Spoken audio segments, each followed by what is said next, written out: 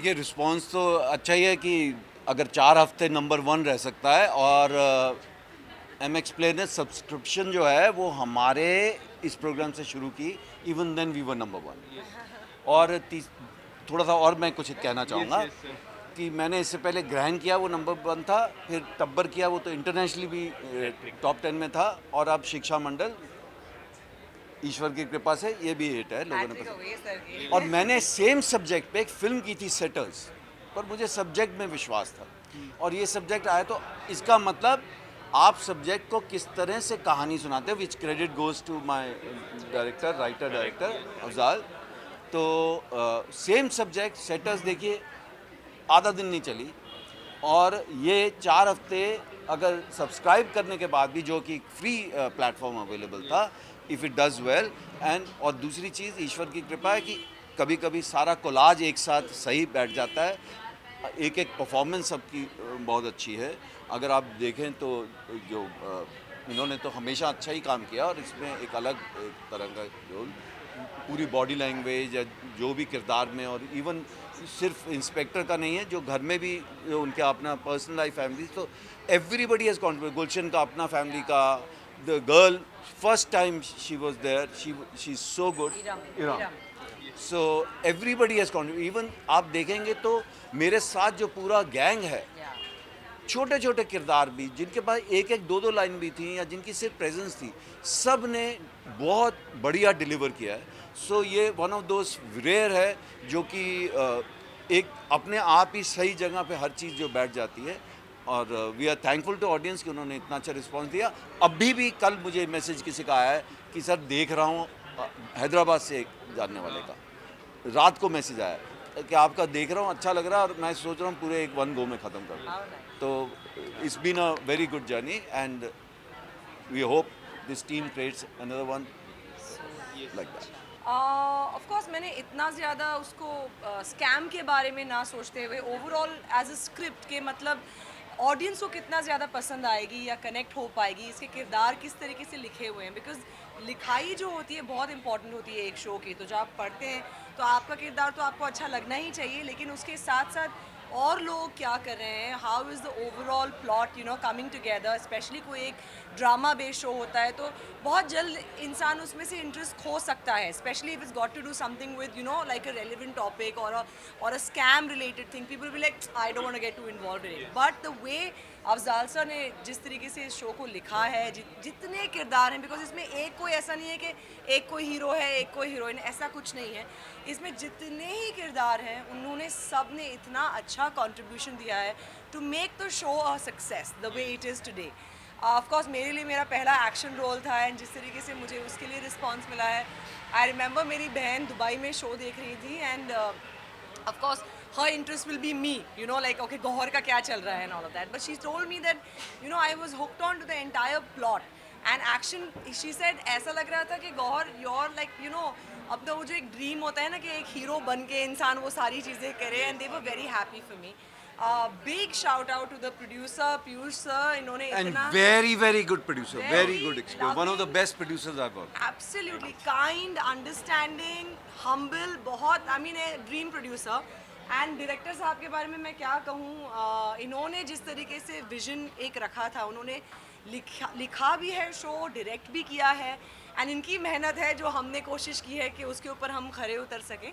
So yeah big shout out to the entire team, actually सब आए हुए हैं यहाँ पर, amazing actors, amazing team, DOP team, Chintu sir, उनकी पूरी टीम ने जितना अच्छा इसको रियल बनाना, एक रॉ बनाने की कोशिश की है, along with making it look like a high end show. It's not so raw that ऐसा लगे कि बिल्कुल मतलब ऐसा शूट किया गया है, but it's a very good, effective, high end yet relevant topic show. 9 episodes are there in the show. आपके सबसे क्लोज कौन सा था?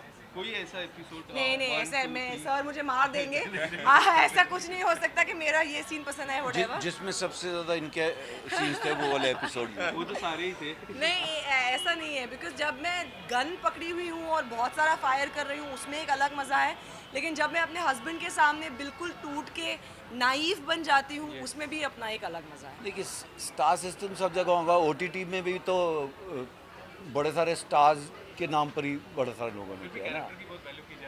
वो तो सिनेमा में भी आपको कैरेक्टर की वैल्यू करनी पड़ेगी। आप जब कहानी सुनाएंगे अगर आप कैरेक्टर की वैल्यू नहीं करते हैं और अगर आप चलते हैं, ऐसा नहीं है, पर एंड ऑफ द डे चीज़ लंबी जो चलेगी ना कि आप 20 साल के बाद भी कुछ दिखाएंगे, उसमें जब आप कहानी अच्छी होगी, कहानी अच्छी तरह सुनाएंगे और कैरेक्टर की वैल्यू करेंगे, कैरेक्टर ही तो कहानी सुनाएगा भाई। आज छोटे शहरों में आप क्यों जा रहे हो? वहाँ की गलियाँ, वहाँ के छतें, वहाँ की कहानियाँ, वहाँ के रिश्ते आप बता रहे हो और लोग देख रहे हैं ना, जिनके बहुत बजट नहीं थे। वो एक टाइम, अभी हमारे ऑडियंस भी ना बहुत सीखेंगे, उनका एक्सपोजर बढ़ गया।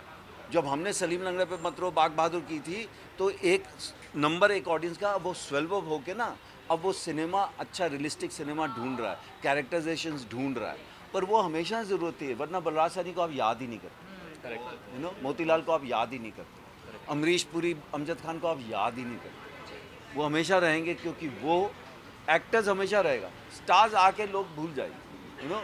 जो एक्टर है आज विक्की कौशल और ये सब जो यंग लड़के हैं, they are playing characters, you know. अभी वही जो पहले, अरे ये एक टाइम पे मैंने सुना मजाक उड़ाते हुए भी, अच्छा कैरेक्टर कर रहे हो, और एक तो वो कुछ कुछ अलग अलग नाम देते, कुछ नहीं। जब स्क्रिप्ट आती है आप स्क्रिप्ट पढ़िए, और हो सकता है हमारा कोई फिक्स स्टाइल नहीं है कि ये करना है, और हम अलग अलग स्क्रिप्ट के हिसाब से चल रहे हैं, तो कभी हो सकता है कैरेक्टर गलत भी हो जाए, नहीं ठीक हो। लेकिन मैं हमेशा कहता हूँ फेलियर आर्टिस्ट का हक है। आप कुछ नया ट्राई कर रहे हैं तभी तो गलती कर सकते हैं, यू नो, 100% श्योर नहीं होता। इसीलिए हमारे जैसे एक्टर्स तो भाई हम कहते हैं घास की जो ढीठपना ना, परसेवरेंस, यू नो, वो है, पेड़ की पेशेंस है, तभी बैठे हुए हैं। बहुत पहले जब ब्लैक फ्राइडे आई तो एक फिल्म मेकर ने बोला आप गायब होते हैं फिर आए थे। मैंने कहा भाई हम तो शिकारी हैं, मचान पे बैठे हैं, जब अच्छा शिकार आता है तो कूद पड़ते हैं, नहीं तो इंतज़ार करते हैं, यू नो। कौन कौन घर बैठना चाहता है? हम सब काम करना चाहते हैं। अब हमारा ये लिखेंगे तो हमारे सर लिखेंगे तो ही हम स्टार आ गया हमारा स्टार। ये थोड़ी लेट एंट्री करते हैं। नहीं, मैंने एक प्रोग्राम में देखा था, उन्होंने बोला था कि लेट जाओ और जल्दी निकल जाओ। जल्दी निकलो। तो बस जल्दी से पूछ लीजिए जा रहे ये हैं। कुछ इन्फ्लुएंसर टाइप के होते हैं ना, जो सिखाते हैं कि ऐसे मतलब इम्पोर्टेंट कैसे लगना है, तो ऐसा कुछ वीडियो था यूट्यूब पे या इंस्टाग्राम में, पता नहीं, देखा था मैंने। उन्होंने कहा था कि जल्दी जाओ, हमेशा जल्दी जाओ, जो पूछना है नहीं लेट जाओ और जल्दी और निकल ये जाओ। जा रहे हैं अभी। मैं इसके बारे में ना, लिखाई के बारे में तो बाद में आता हूँ। सबसे पहले इस चीज़ पे आता हूँ कि ये एक इतनी अनकन्वेंशनल कास्ट थी अपने आप में, जो कि जिसने आई बॉल्स मतलब अटेंशन लिया लोगों का, और उसमें मेरे ख्याल से बहुत बड़ा हाथ मिस्टर कुणाल एम शाह का है। जो वो चीज़, वो एक उन्होंने मेरी विज़न को समझा और उसके हिसाब से चीज़ों को मतलब उस ढांचे में लाए। जहाँ तक सवाल है गौहर का, तो मैं आपको सिर्फ यही कहना चाहूँगा कि हम जब बैठते थे सेट पे और एक 5 फुट 9 इंच माशाल्लाह से आती थी वो यूनिफॉर्म पहन के, तो खुद अंदर से एक जज्बा आता था कि कोई आईपीएस आ रहा है। तो हम लोग वो आउट ऑफ रिस्पेक्ट वो चीज़ हो जाती थी कि नहीं एक आ रहा है। तो एक मेरे ख्याल से एक्सप्लोर करना और चीज़ों को कुछ अलग जिसे कहते हैं नज़रिए से देखना बहुत ज़रूरी है आज के वक्त में। जिस हिसाब का अपना कंटेंट आ रहा है तो उसमें बहुत ज़रूरी है। साथ ही साथ मैं गुलशन के लिए भी यही चीज़ कहना चाहूँगा कि इन्होंने जो अपने आप को इतना अंडर प्ले करके चीज़ों को उभारा है, और इंस्पाइट ऑफ वो जो कैरेक्टर है वो इतने इमोशनल अपीवल से गुज़र रहा है, उसके बावजूद ये बहुत अपने आप में सराहनीय है। Because you have to stand out, कि आप अपने आप को डाउन प्ले कर रहे हो, उसके बावजूद आप स्टैंड आउट कर रहे हो, ये बहुत बड़ी एक उपलब्धि है मेरे ख्याल से फॉर एन एक्टर। और साथ साथ मैं दद्दा के लिए ये चीज़ कहना चाहता हूँ, मेरे लिए तो दद्दा हो गए हैं, मैं अब पवन सर कहते ही नहीं हो, मेरे लिए दद्दा हैं, तो उनके लिए क्या कह सकते हैं। मैं तो बस ये सोचता था कि मैं जो भी करूँ सर के साथ वो मैं जस्टिस कर पाऊँ, बिकॉज़ इतना लेजेंडरी एक्टर, उसको मैं और उनके कैरेक्टर को मैं कहीं से गलत नहीं पकड़ सकता हूँ। Like it has to be dot on. तो ये सारी चीज़ें हैं, एंड इसमें बहुत बड़ा हाथ कुणाल एम शाह का है मैं बोलूँगा। और दूसरी चीज़ जो सबसे इम्पॉर्टेंट है वो ये है कि मेरा प्रोड्यूसर वो like he was like a rock, और जो मैं चीज़ मांगी है, मैंने ज़िद करी है, जो भी करी है वो इन्होंने पूरा करके दिया है। और अब मैं उसके साथ साथ लिखाई पे अगर आता हूँ तो मैं सिर्फ एक लाइन कहना चाहता हूँ कि ये स्कैम था, सब कुछ है, लेकिन मैं स्कैम को ना कहानी पे हावी नहीं होते देख सकता था। तो कहानी क्या कहूँगा मैंने दिमाग में मेरे एक ही चीज़ रहती है कि हम सब लोग अपनी ज़िंदगी के हीरो हैं।